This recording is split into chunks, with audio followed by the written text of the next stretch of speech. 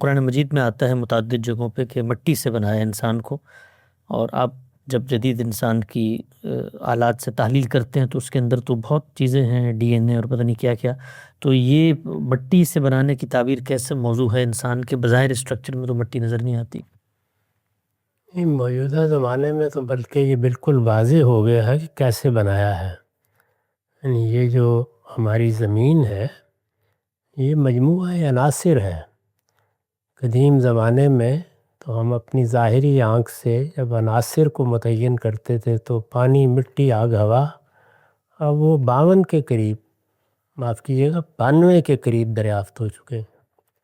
اور اب ہمیں معلوم ہے کہ ہائیڈروجن کیا ہے، نائٹروجن کیا ہے، یہ فاسفورس کیا ہے، یہ کاربن کیا ہے. تو یہ عناصر ہیں، وہ مٹی میں پائے جاتے ہیں. انہی عناصر سے انسان بنتا ہے. اب بالکل متحقق چیز ہے، اس میں اب کوئی گنجائش کی نہیں رہ گئی، نہ بحث کرنے کی نہ سوال کرنے کی.